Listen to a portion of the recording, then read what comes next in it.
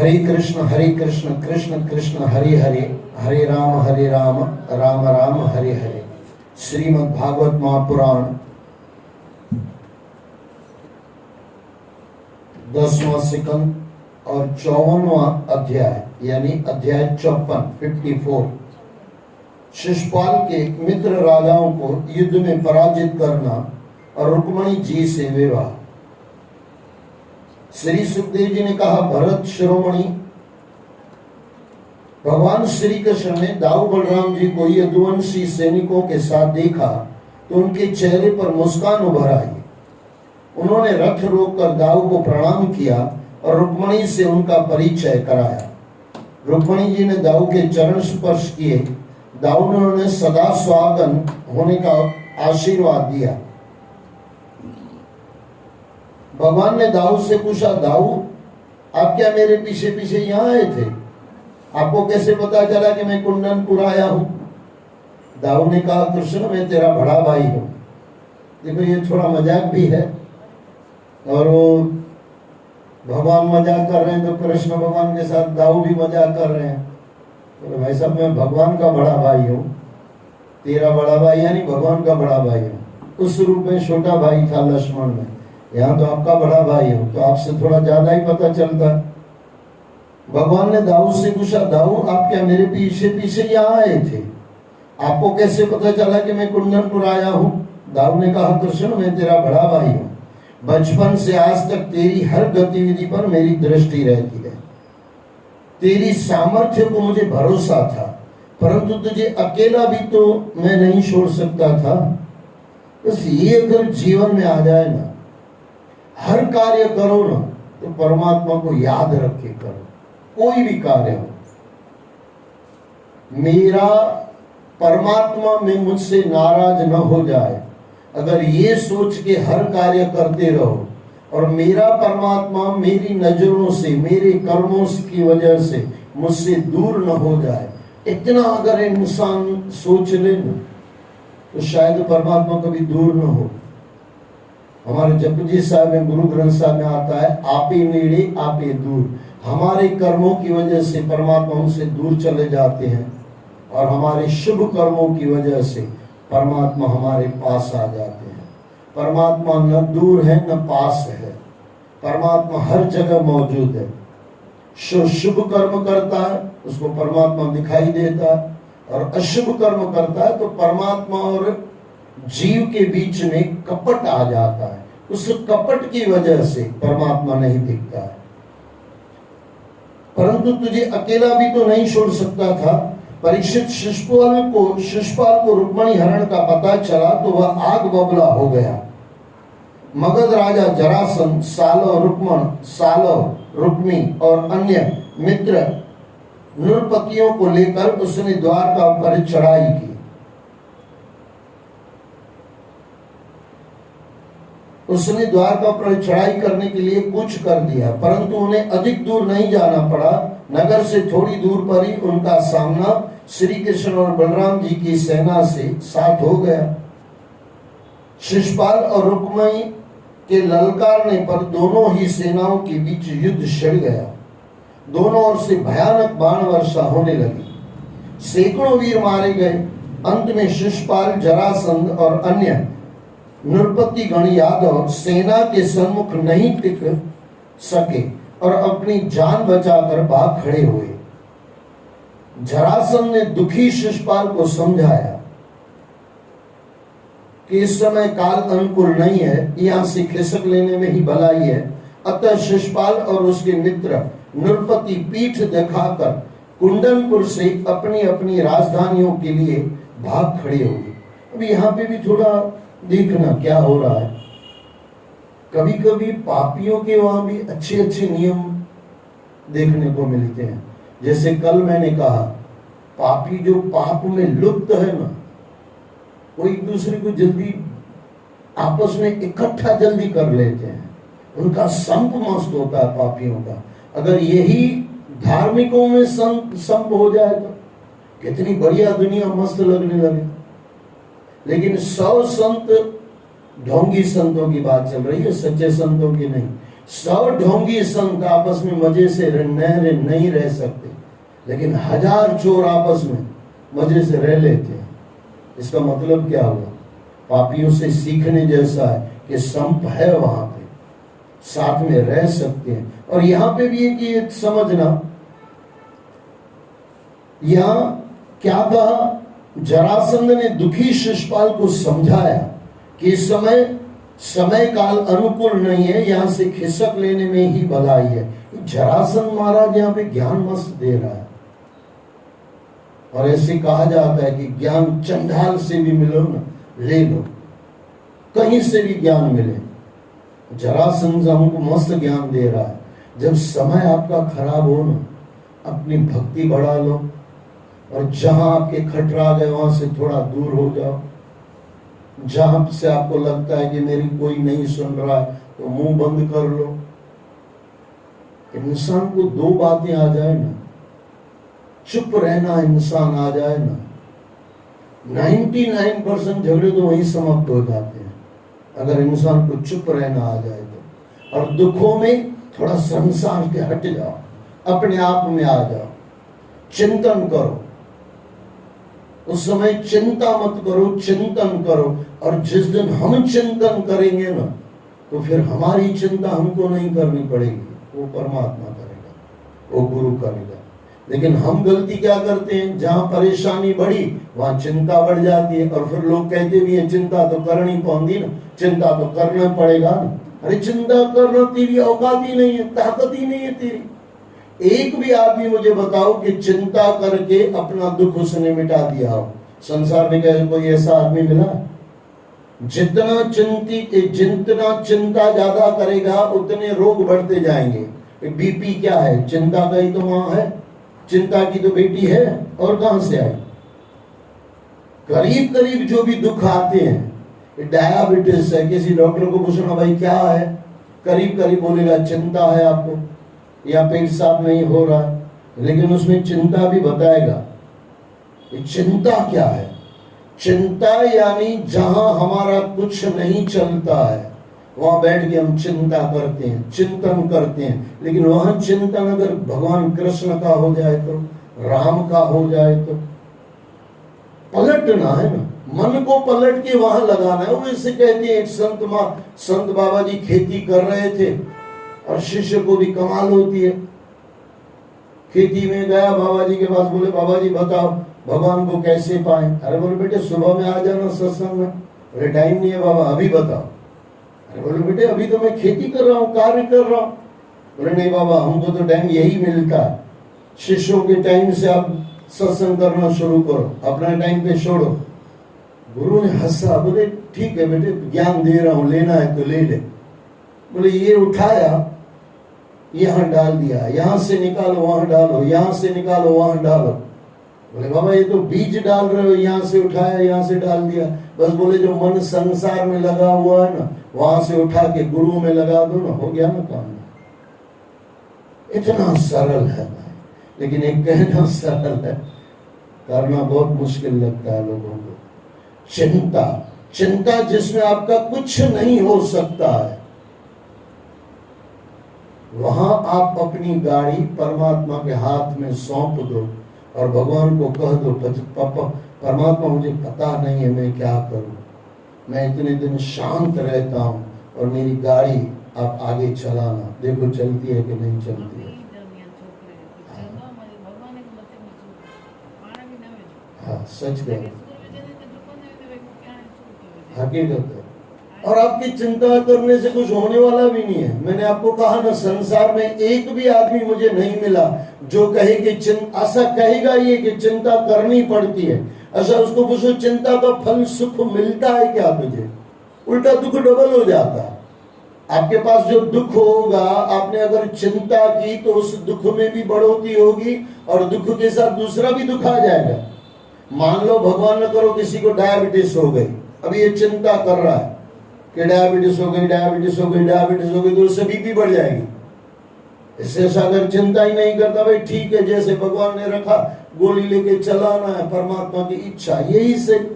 अगर जीवन में देखो दो तरह से जीवन जिया जाता है, आज आप खुद को पकड़ लो, आप कौन से वाली गाड़ी में हो। एक है स्वीकार, तेरे दुख भी कबूल, तेरे सुख भी कबूल। गाओ न गाओ आपकी मर्जी, समझ जाओ मेरा विषय ये है। गाना आज सबको आ गया है, समझना बहुत मुश्किल है। समझ आ जाए ना, तेरे दुख भी कबूल, तेरे सुख भी कबूल। और मुस्कुरा के हुए, गुरुओं की कृपा है, काफी ग्रंथों का मैंने अध्ययन किया है। राम को 14 बरस वनवास, लेकिन हंसते हुए स्वीकार। पांडवों को वनवास स्वीकार, हंसते हुए स्वीकार। ये समझना, रोते हुए नहीं। हम कभी कई बार कर लेते हैं कि ठीक है भगवान जी हलाए और क्या हो सकता है, जैसे भगवान चलाए। दुख तो वही तूने समझ लिया। कई लोग बोलते हैं जिंदगी अच्छा, इसमें भी समझो जिंदगी 3 तरह से होती है। एक जिंदगी कैसी है, बोले बहुत बढ़िया। गुरु नानक को पूछो जिंदगी कैसी है, अरे बोले बहुत बढ़िया, आनंद ही आनंद है। साईं देवराम को पूछो, हमारे बाबा ब्रह्मानंद को पूछो, हमारे स्वामी राज प्रकाश जी महाराज को पूछो, हमारे स्वामी अशोक प्रकाश जी महाराज को पूछो, कभी कहेंगे क्या दुख है ही नहीं दुख। जिंदगी कैसे है, बहुत बढ़िया। अच्छा, थोड़ा सज्जन आदमी होता है ना, उसको पूछो जिंदगी कैसे है, बोले ठीक है, चलती है, अच्छी है। अच्छा, एक आदमी से पूछो जिंदगी कैसे, बोले ठीक है, जैसे भगवान हलाए हलऊं ताब्यो छा कयूं, हवस न हले वस न हले बेवस आया। ये डुबरो डांग है मेरी दृष्टि से, मरा हुआ डांग है। कभी भी वो बैल मर जाएगा, ये धर्म से निकल गया। अगर मेरी दृष्टि में पूछो ना, कल के परसों हम लोग साथ में वहां पे खड़े थे, वहां पे बैल जी महाराज है, नंदी महाराज है, लेकिन जवान नंदी महाराज है। यानी ऐसा नहीं कि जी हल्ला एक वाह वाह। जिंदगी कैसी है, बोले जैसे शंकर भगवान रखे वैसे राजी है। अच्छा, बैल दौड़ने वाला है, ये तो लोग थोड़ा समझना। शंकर भगवान के जब मंदिर में माथा टेकते हो ना, थोड़ा चेक लिया करो क्या हो रहा है वहां पे। नंदी महाराज दौड़ने वाला, बराबर ना, दौड़ उसकी तो गाड़ी चलती है नंदी महाराज की, बैलगाड़ी। उन्माई था ना कि बैलगाड़ी कितनी वजह से चलती है, कितनी शक्ति है उसके अंदर, यानी दौड़ने वाला। और उसके बगल में रखा हुआ है कछुआ महाराज, कुर्मी महाराज। धीरे चलो, वो पीछे वालों को भी बोलता है धीरे चलो, यानी बैल को भी समझा रहा है धीरे चलो। धर्म को भी बताता है धीरे धीरे, धीरे धीरे रे मना मंजिल मिलती है। अच्छा, फिर वो कछुए को, कुर्मी को भी समझाया जाता है इतना भी धीरे मत चलना कि जिंदगी पूरी हो जाए। थोड़ा बैल से भी सीख लेना कि ऐसे चलना है। दोनों एक दूसरे को सिखा रहे हैं और दोनों मिलके हमको सिखा रहे हैं। लग रहा है कि नहीं, ये यही हकीकत है। ये अगर समझ में आ जाए, इतना भी धीरे इंसान न चले कि जिंदगी पूरी हो जाए, और इतना फास्ट भी न चले कि बीमारियां आके घेर ले। जिंदगी कैसे, बस बढ़िया है, परमात्मा ने जो दिया जैसे दिया बढ़िया। अगर स्वीकार हो जाए, एक तरह की जिंदगी होती है, आदमी अपनी मेहनत से करना चाहता है कुछ, मेहनत से करो कोई दिक्कत नहीं। जो आपके पास सुख नहीं है उसके लिए मेहनत करो, कोई दिक्कत नहीं है। लेकिन दुखों में अगर रोते रहे, वो पुराना गाना है ना, मैं जिंदगी में अब रोता ही रहा हूं, वो गाने वाला हम नहीं, हम तो गुरुओं की कृपा है भाई। लेकिन बात बरोबर समझना, अगर जिंदगी में रोते ही रहोगे, न सुखों का आनंद ले पाओगे, न दुखों में दूर हो सकोगे। एक जिंदगी है, परमात्मा ने जैसा रखा सब स्वीकार है। जैसे दुख, आपको याद हो तो मैंने काफी बार आपको कहा है, जो परमात्मा ने दुख दिए उसका भी शुक्राना, जो परमात्मा ने सुख दिए उसका भी शुक्राना, जो परमात्मा ने दुख नहीं दिए उसका भी शुक्राना, और जो परमात्मा ने सुख नहीं दिए उसका भी शुक्राना। जिस दिन 4 शुक्राना आपको दिल से आ गया ना, मैं गारंटी से कह सकता हूं आप दुखी नहीं हो सकते हो। दुख आपके पास होंगे, आप दुखी नहीं हो सकते। और दुख तो किसके पास नहीं था? भगवान शंकर के पास दुख नहीं था क्या? अभी भी है। जहर का प्याला पिलाने वाला कोई आया, बाबा जी ने मस्ती से पी लिया, भक्त लाया है, पी लेंगे। और जो हंस के जहर का प्याला पी लेता है ना, वो कभी मरता नहीं है। रो रो के पीने वाला, शंकर भगवान ने अगर जहर का प्याला रो रो के पिया होता और शंकर भगवान रोए हो, कभी शंकर भगवान हो सकता है क्या? जो रुलाए हुए को रोते हुए को हंसा दे, उसी को तो शंकर भगवान कहा जाता। शिव यानी कल्याण। बात बरोबर समझना, फिर मैं दोहरा दूं, आपकी जिंदगी ऐसा तो नहीं समझ रहे हो परमात्मा ने मेरे साथ पता नहीं क्यों दुख दिया, उसको सुखी कर दिया, इसको सुखी कर दिया। अगर ऐसे जी रहे हो, जिंदगी में कभी सुखी नहीं हो पाओगे, पॉसिबल ही नहीं है। कितने भी सुख आपके पास आ जाए, अब सुखी नहीं हो पाओगे। आपको एक टेक्निक हो जानी चाहिए, परमात्मा ने जैसे हमको रखा स्वीकार है। 60 वर्ष तक कोई दुख नहीं दिया, अब दुख दिया, स्वीकार है। 60 वर्ष तक बढ़िया कमा रहे थे, अब थोड़ा नहीं कमा रहे, स्वीकार है। 60 वर्ष तक दोनों आंखों से देख रहे थे, अब एक आंख बंद हो गई, कमजोर हो गई, स्वीकार है। हर चीज में स्वीकार है। आपको नहीं लगता यही जीवन का आनंद है? आप खुद को चेक कर लिया करो। अगर इतना आ जाए ना, जो जैसा है सब स्वीकार है। इस सृष्टि का मालिक परमात्मा है ना। अब कभी बैठ के सोचना, आप और हम मालिक थोड़ी है, परमात्मा तो सृष्टि का मालिक है ना। भगवान कृष्ण सृष्टि का मालिक है ना। उसके हिसाब से दुर्योधन चला क्या? नहीं चला ना। लेकिन फिर भी कृष्ण दुखी थोड़ी हो गए। दुखी हो गए क्या? दुखी हो जाए वो कृष्ण थोड़ी हुआ।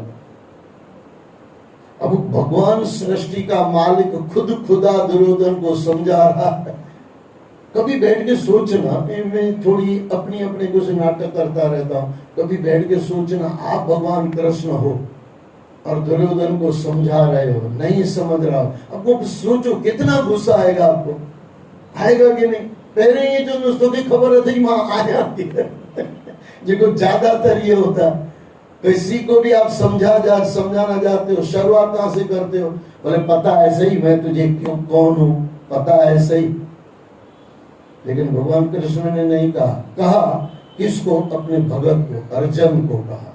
वो तो अपनी जानकारी देनी थी, उसको कचरे में से निकाल के ऊपर उठाना था, गटर रूपी संसार में से उठा के अपनी तरफ लाना था, इसके लिए भगवान ने कहा। बाकी कहना तो हमारे जैसा हो तो अर्जुन को कहे न कहे, भगवान अगर हम होते तो दुर्योधन से पता नहीं कितना झगड़ा हो जाता। अच्छा, भगवान कभी मान सम्मान के भी भूखे नहीं है। यही दुर्योधन इसको जेल में, भगवान को जेल में डालने की बात करता है, और कुछ समय के बाद यही दुर्योधन कृष्ण से मदद भी मांगने जाता है। और ये भगवान भी कृष्ण, उसके समझो ये पापी आदमी भी, दुर्योधन भी गजब का है, इसको कुछ इज्जत की पड़ी ही नहीं है।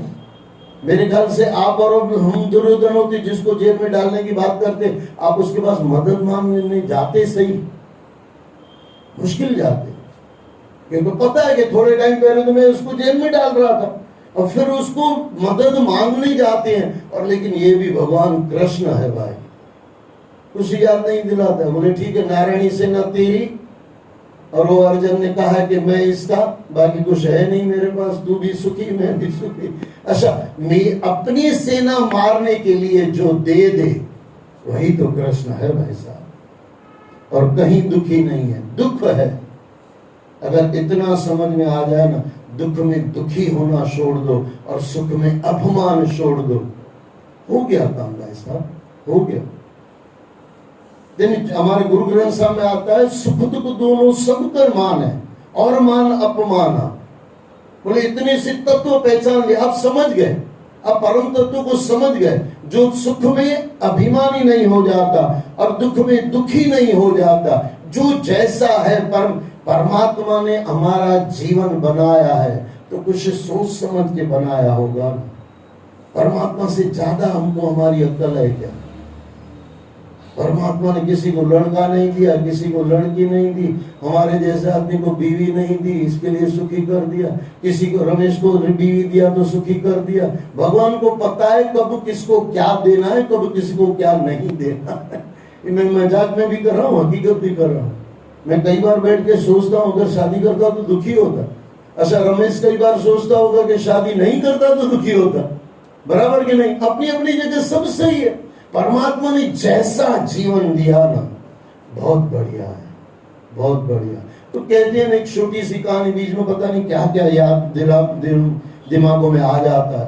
बोले एक बंदा सबको सिखाता रहता, एक पेड़ के नीचे आके सो गया। अंगूर का पेड़ था, अंगूर के गुच्छे लगे थे ऊपर ऊपर। अब ये कहते हैं अंगूर थोड़े ऊपर होते हैं, तो कहते हैं बीच में लोमड़ी का भी आपने कहानी सुनी होगी।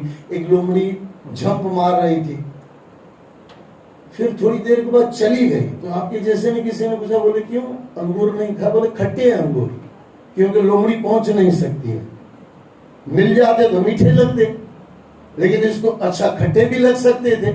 लेकिन अपना बचाव करने के लिए लोमड़ी ने कहा कि अंगूर खट्टे हैं। इसी तरह एक बंदा सोया हुआ था अंगूर के गुच्छों के नीचे, ऊपर पेड़ है अंगूर का। ये भगवान को आंख अभी लगी हुई नहीं है, गर्मी के दिन है, हवा मस्त चल रही है। अरे भगवान गजब है तेरा भी यार, ये तरबूज नीचे लगा देता है और ये अंगूर ऊपर लगा देता है। अब इतना भारी आपको तरबूज ऊपर लगाना चाहिए, अंगूर नीचे लगाना चाहिए। इतना विचार करते करते भगवान को अकल देते देते देते नींद आ गई, गहरी नींद आई। तो हवा के झोंके आए, हवा के झोंके आए, 15-25 अंगूर आके इसके माथे में लगे। माथे में लगी तो उठ खड़ा हुआ, क्योंकि अंगूर ऊपर से गिरे तो थोड़ा जोर से लगे। फिर ये भगवान को कहता है, बोले भगवान अच्छा किया ये तरबूज ऊपर नहीं थे, अगर ये तरबूज ऊपर होते तो मेरा तरबूज निकल जाता। जो परमात्मा करता है ना भाई, बहुत सोच के करता है, बहुत सोच के करता है। कभी पशु को 2 हाथ नहीं देता, इंसान को 2 हाथ देता है। उसको 2 पैर 4 पैर दे दिया, उसको पैरों से भी कई बार काम निकलवा लेता है। मैं कल के परसों किसी बंदर का वीडियो देख रहा था, वो लेफ्टी और राइटी को पता ही नहीं चल रहा था कि बंदर लेफ्टी है कि राइट है, उसको पता ही नहीं है। बढ़िया से मजे से खा रहा है, केवल हिंस पे खाए, केवल हिंसा पे खाए। इंसान को कितना दिक्कत हो जाए। मैं फिर दोहरा दूं, परमात्मा जो करता है ना, और जिसके लिए करता है ना, सोच समझ के करता है। अब मैं बैठ के रहूं, मेरी तो शादी करनी नहीं थी, मैं तो अलग अर्थ में कह रहा हूं। लेकिन मुझे कहीं लगता है अगर मैं शादी करता तो दुखी होता। जो जैसा परमात्मा ने दिया है ना, ईमानदारी से देखने जाओगे ना, आप वर्ल्ड के सुखी इंसान हो सकते हो, अगर ईमानदारी से देखने जाओ तो। अब फिर अभिमान मत करना कि मैं उससे सुखी, फिर वापस गिर जाओगे नीचे। वो उसकी तरह सुखी है, मैं अपनी तरह सुखी हूं। बेटा बन के जियोगे तो जिंदगी में मौज करोगे, और जहां बाप है, बाप बन के जियोगे तो मौज करोगे। जवाबदारी पूरी करो, 4 नियम आपको याद होंगे, उस तरफ मैं जा नहीं पाऊंगा। यहां से खिसक लेने में भलाई है, अतः शिशुपाल, ये इसमें मुझे बहुत कहना था। खिसक, जब आपको समय बुरा हो ना, थोड़ा समय से हट जाओ, काम काज छोड़ दो, अपने मस्ती में मस्त रहो। यहां से खिसक लेने में भलाई है। अतः शिशुपाल और उसके मित्र नृपति पीठ दिखाकर कुंदनपुर से अपनी अपनी राजधानियों के लिए भाग खड़े हुए, परंतु रुक्मी अभी तक श्री कृष्ण से उलझा हुआ था। अब देखो, ये रुक्मी ज्यादा दुखी होगा। अगर ये जरासंध की बात भी मान लेता ना कि समय खराब है, चुपचाप चल, नहीं जाएगा, ये लड़ाई करेगा, हारेगा, फिर कहीं बैठ के वो करेगा। अब देखना क्या हो रहा है। उसने संकल्प किया था कि वह श्री कृष्ण को मारकर, किसने? रुक्मिणी ने, रुक्मिणी के भाई ने। उसने संकल्प किया था कि वह श्री कृष्ण को मारकर अपनी बहन को लेकर ही वापस कुंदनपुर लौटेगा। यदि वह ऐसा नहीं कर सका तो वह कुंदनपुर नहीं जाएगा। बड़ी बड़ी डींगे हाँकना छोड़ दो, जो आपकी औकात नहीं है बोलना छोड़ दो, नहीं तो फंस जाओगे। नहीं तो हमारे तो रामायण में कहा गया, रघुकुल रीत सदा चली आई, प्राण जाए पर वचन न जाए। किसी को वचन दो तो याद करो कि आप कर पाओगे कि नहीं। ऐसी डींगे हाँकना बंद करो जो आपके हाथ में नहीं है। आपको पता ही नहीं है मार पाऊंगा नहीं पार पाऊंगा। कृष्ण को कौन मार सकता है? भगवान कृष्ण। लेकिन बिना कारण का बोल देना कोई मतलब नहीं है। श्री कृष्ण रुक्मणी को मार देना चाहते थे, श्री कृष्ण रुक्मी को मार देना चाहते थे, माफ करना, श्री कृष्ण रुक्मी को उल्टा कर दिया, यहाँ पे उनकी गलती है। हाँ, कई बार रुक्मी श्री कृष्ण को मार देना चाहते थे, भगवान किसी को नहीं मारना चाहते। भगवान का दुश्मन कोई नहीं, भगवान के दुश्मन भगवान, हम भगवान के दुश्मन हो गए हैं, भगवान किसी का दुश्मन नहीं है, ये याद रख लेना। परंतु रुक्मणी जी की प्रार्थना पर दया करके उन्होंने रुक्मी को छोड़ तो दिया, पर उन्होंने कटार से उनकी दाढ़ी मूछ काट डाली। अच्छा, यहाँ पे बराबर है, जब वो चढ़ाई करके आया ना, तब रुक्मी को मार देना चाहते थे, लेकिन रुक्मणी की प्रार्थना से छोड़ दिया। यहाँ पे बराबर है, श्री कृष्ण रुक्मी को मार देना चाहते थे, क्योंकि वो लड़ाई करने आया, उस समय वो मार देना चाहते थे भगवान श्री कृष्ण रुक्मी को, लेकिन परंतु रुक्मणी जी की प्रार्थना पर दया करके उन्होंने रुक्मी को छोड़ दिया। कई बार भगवान हमारे कर्मों की वजह से हमको बहुत दुख देना चाहते हैं, लेकिन बीच में गुरु आ जाते हैं और गुरु आके शिष्य को बचा लेते हैं। ये यहाँ पे वही हो रहा। रुक्मणी यानी दासी बनकर और अपने भाई को बचाने के लिए उनको प्रार्थना कर रही है और परमात्मा उनको छोड़ रहे हैं। उन्होंने रुक्मी को छोड़ तो दिया, परंतु उन्होंने कटार से उनकी दाढ़ी मूछ काट डाली। इससे उसे बड़ा अपमान अनुभव हुआ। ये मान अपमान भी आपकी खुद की अनुभूति है, बाकी मान अपमान जैसा कुछ है नहीं। 50 आदमी आपका मान कर रहे हैं तो 10 आदमी गाली भी आपको देंगे ही देंगे। जो है नाम वाला वही बदनाम है।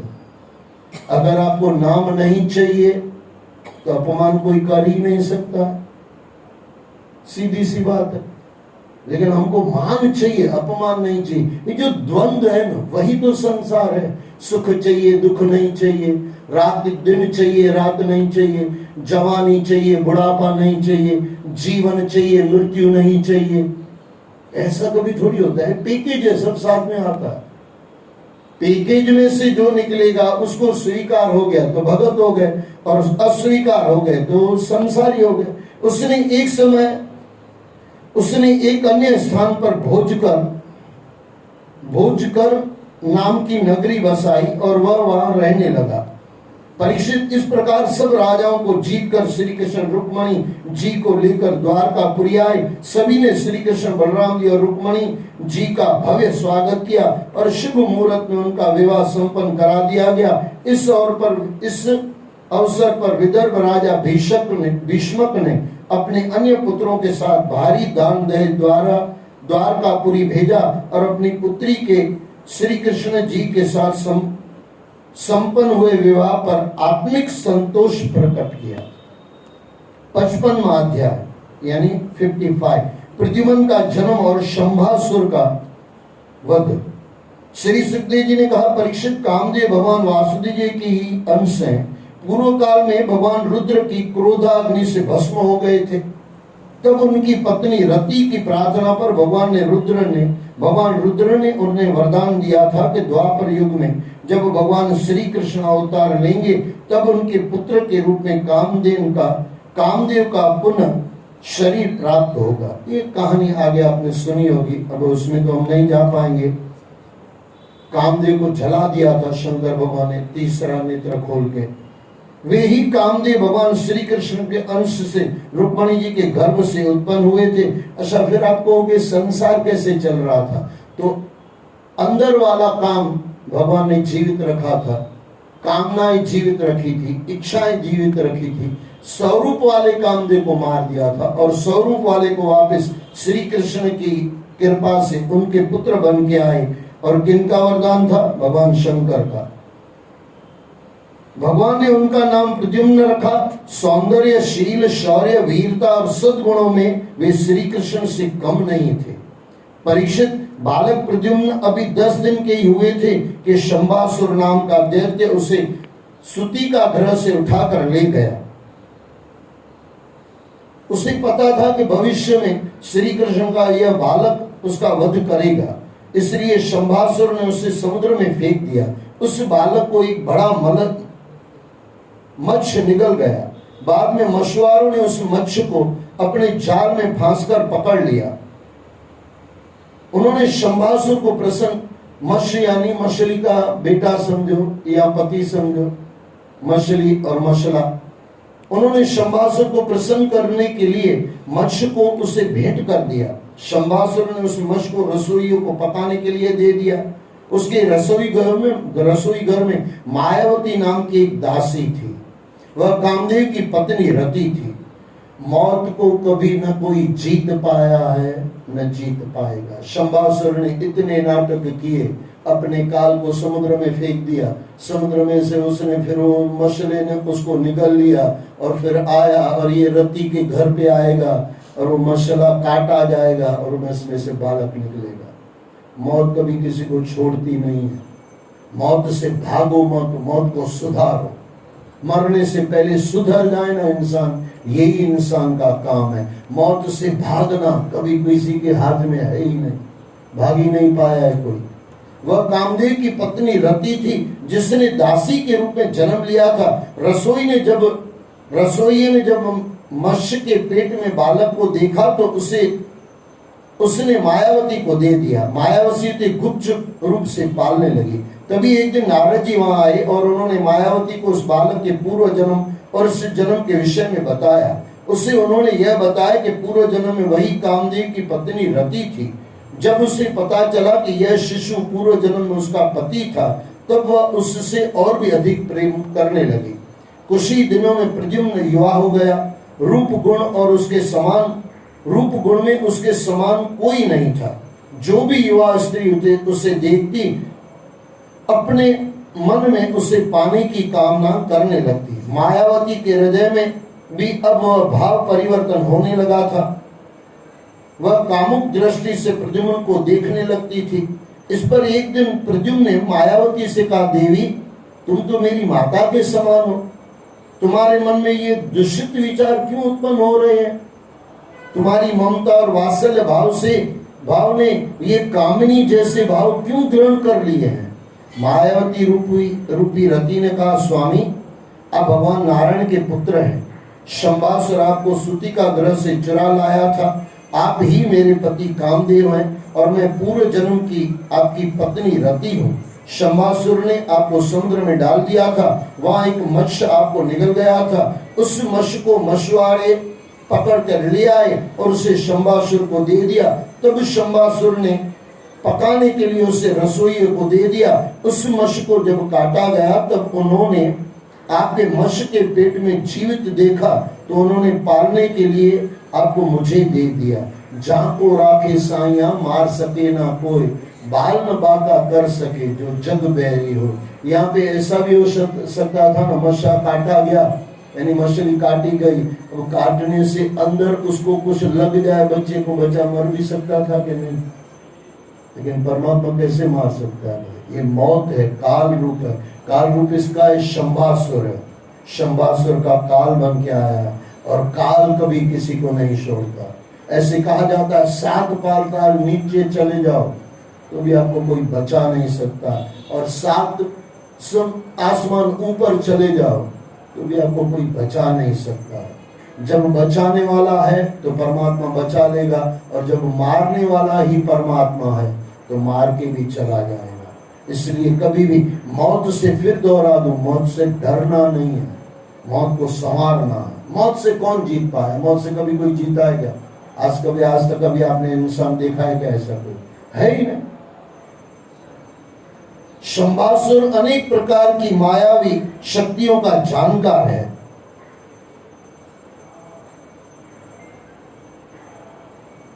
थोड़ा ऊपर से ले लें। उस मत्स्य को जब काटा गया तब उन्होंने आपको मत्स्य के पेट में जीवित देखा, तो उन्होंने पालने के लिए मुझे दे दिया।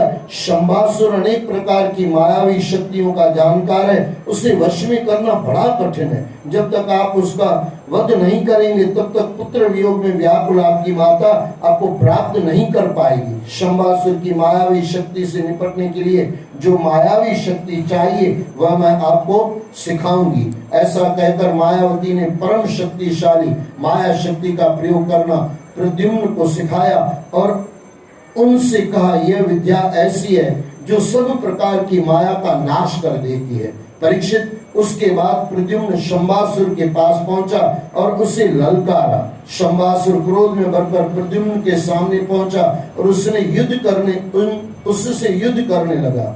उसने अपनी मायावी शक्तियों से उसे पराजित करना चाहा, पर प्रद्युम्न ने उसकी सारी माया शक्ति नष्ट कर दी और गदा के एक ही प्रहार से उसे यमलोक पहुंचा दिया। अब ये माया यानी समझना, कोई डॉक्टर हो जाए और ये सब बीमारी का इसको पता है, तो क्या डॉक्टर मरेगा नहीं क्या?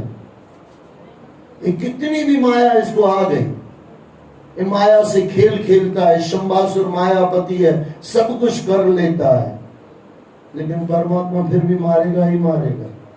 ये अगर समझ में आ जाए ना, आज का इंसान लंबा जीना चाहता है, लंबा जिए, निरोगी काया रख के अपने हाथ में जो है वो करते रहो, लेकिन खाली मौत से बचने के लिए लंबा जिंदगी नहीं, वो तो फिर कोई ऐसे जीने का भी क्या मतलब। ऐसे कहते हैं संत महात्मा। जगत गुरु शंकराचार्य 32 बरस की उम्र, और 32 बरस की उम्र में इतना दे गए जो कई बार संत 500 जन्म में नहीं दे सकते। बाबा जी 32 बरस में क्या जगत का कमाल कर दिया, क्या क्या दे दिया जगत गुरु शंकराचार्य ने। उम्र ऐसे लंबाई से नहीं देखी जा सकती भाई, उसकी क्वालिटी देखी जाती है, आप कैसे जिए हो। और वैसे भी देखने जाओ ना, आप संसार में भी कुछ खाते पीते हो तो क्वालिटी देख के खाते हो कि क्वांटिटी देख के खाते हो। और मैं किसी के घर पे जाऊं, बोले चाय पियोगे, बोला हाँ, वो चाय कप लेके आए 4 और पीने जैसा एक भी नहीं हो, तो मुझे अगली बार बोलना पड़ेगा, माता भले आधा कप दे लेकिन पीने जैसा दे। लेकिन क्वालिटी यही होती है, आप कैसे जी रहे हो बस वो देखा जाता है। परमात्मा तरफ चलते चलते अच्छे से अच्छा इंसान को जीना आ जाए, किसी का बुरा न करे, हो सके तो अपना भी बुरा न हो, परमात्मा तरफ हम चलते रहें। और किसी का अच्छा करे न करे, लेकिन किसी का बुरा तो नहीं ही करें। अगर इतना भी आ जाए ना, जीवन धन्य हो जाए। और इस तरह जीते जीते जो जीता है, ये क्वालिटी जबरदस्त है, और यही क्वालिटी परमात्मा को बुलाती है, और यही क्वालिटी परमात्मा को लेके आती है। और यही मैं थोड़ा मजाक कर रहा हूँ, क्वालिटी किसी आइसक्रीम का भी नाम है, वो ठंडी होती है। बस इंसान भी परमात्मा तरफ चलते चलते ठंडा होता जाता है, लेकिन वो मरा हुआ ठंडा नहीं, एक मरा हुआ इंसान भी ठंडा हो जाता है, लेकिन इंसान को जीते जी ठंडाई हो जाती है। ठंडा ये पीने की भी चीज है ना, वो ठंडा इंसान हो जाता है, आनंद हो जाता है, शांति हो जाती है। शंबासुर क्रोध में भरकर प्रद्युम्न के सामने पहुंचा और उससे युद्ध करने लगा। उसने अपनी मायावी शक्तियों से उसे पराजित करना चाहा, पर प्रद्युम्न ने उसकी सारी माया शक्ति नष्ट कर दी और गदा के एक ही प्रहार से उसे यमलोक पहुंचा दिया। जब परमात्मा मारना चाहता है ना, एक ही फूंक दे देना, वापस इंसान दिखेगा थोड़ी वैसा। जितनी भी मस्ती है, जब तक परमात्मा चुप बैठ के हमारे नाटक देख रहा है, एक बार अगर तीसरा नेत्र खोल गया तो ऐसे कहते हैं कि भगवान सोए हुए हैं, उठेंगे। भगवान कभी सोते थोड़ी हैं, तो कुछ कहानियां समझाने के लिए लिखी गई है। हम भगवान सोए तो ऐसा सब सुन पाऊंगे।